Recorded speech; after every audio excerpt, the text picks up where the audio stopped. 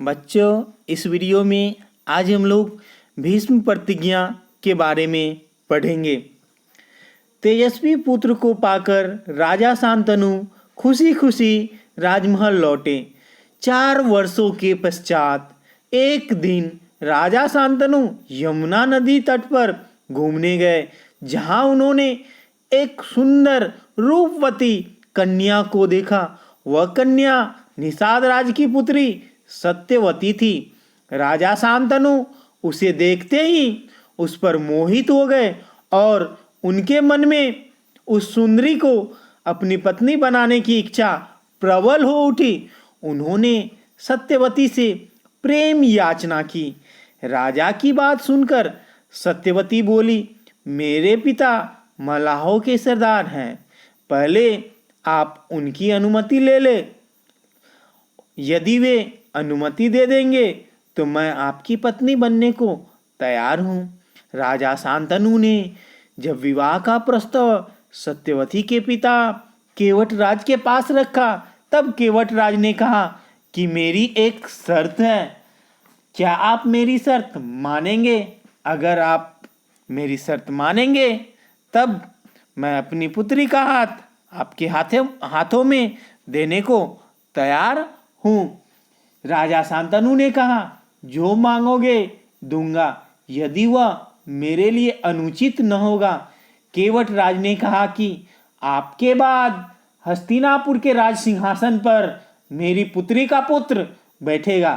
क्या आपको मेरी शर्तें मंजूर है? केवटराज की शर्तें राजा शांतनु को मंजूर नहीं हुई। वे वहां से वापस राजमहल लौट गए। उस दिन से राजा शांतनु उदास रहने लगे। देवव्रत ने देखा कि उसके पिता के मन में कोई न कोई व्यथा समाई हुई है। व्यथा मतलब दुख, कष्ट समाई हुई है। एक दिन उसने शांतनु से पूछा, पिताजी, संसार का कोई भी सुख ऐसा नहीं है जो आपको प्राप्त न हो, फिर भी इधर कुछ दिनों से आप दुखी दिखाई दे रहे हैं। आपको किस बात की चिंता है? शांतनु ने गोलमोल बातें बताई, फिर भी कुशाग्र बुद्धि देवव्रत को बात समझने देर न लगी। उन्होंने राजा के सारथी से पूछताछ करके उस दिन केवटराज से यमुना नदी के तट पर जो कुछ बातें हुई थी उनका पता लगा लिया। पिताजी के मन की व्यथा जानकर देवव्रत सीधे केवटराज के पास गए और उन्होंने उनसे कहा कि आप अपनी पुत्री सत्यवती का विवाह महाराज शांतनु से कर दे। केवटराज ने देवव्रत से वही बात दोहराई जो बात उन्होंने शांतनु के सामने रखी थी। केवटराज ने कहा, अगर आपके पिता मुझे वचन नहीं देंगे तो मैं अपनी पुत्री का विवाह आपके पिता के साथ कभी भी नहीं करूँगा। इस पर देवव्रत ने कहा वे ये वचन दे ही नहीं सकते। उन्होंने तो यह वचन देने का अधिकार ही नहीं था। देवव्रत की बात सुनकर केवटराज आश्चर्यचकित होकर बोले, राजा को वचन देने का अधिकार नहीं है। देवव्रत ने केवटराज को समझाते हुए कहा, राजा को वचन देने का अधिकार है, परंतु पिताजी ने उस अधिकार का प्रयोग कर लिया है। कोई राजा एक ही वस्तु या पदवी को 2 व्यक्तियों को तो नहीं दे सकता ना। आपने पिताजी के धर्म संकट को समझने का प्रयास ही नहीं किया। हस्तिनापुर का राज सिंहासन वे मुझे दे चुके हैं। वह राज सिंहासन उनके बाद मेरा होने वाला है और वे मेरे रहते हुए राज सिंहासन किसी और को दे दे, ये तो असंभव है ना।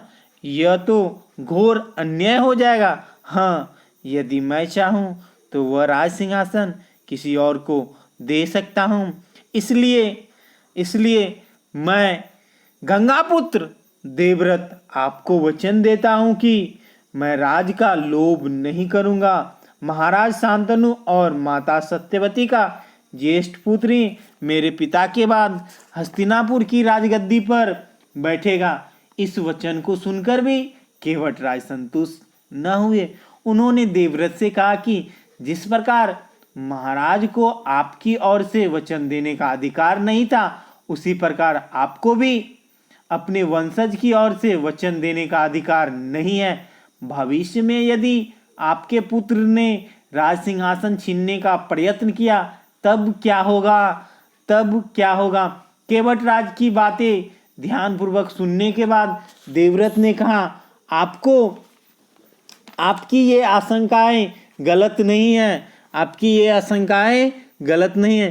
केवटराज का प्रश्न अप्रत्याशित था। उसे संतुष्ट करने का यही अर्थ हो सकता था कि देवव्रत अपने भविष्य का भी बलिदान कर दे, किंतु पितृभक्त देवव्रत इससे जरा भी विचलित नहीं हुए और उन्होंने गंभीर स्वर में कहा, धरती और आकाश दसों दिशाओं को मैं साक्षी मानकर मैं गंगापुत्र यह प्रतिज्ञा करता हूँ, मैं जीवन भर विवाह नहीं करूँगा, आजन्म ब्रह्मचारी रहूँगा।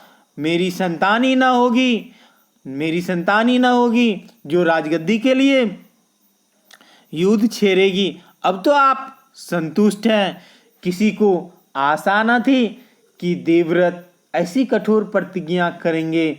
देवव्रत ने अपने पिता शांतनु का विवाह सत्यवती से कराने के लिए कठोर प्रतिज्ञा की थी, इसलिए उस दिन से उनका नाम ही भीष्म पड़ गया।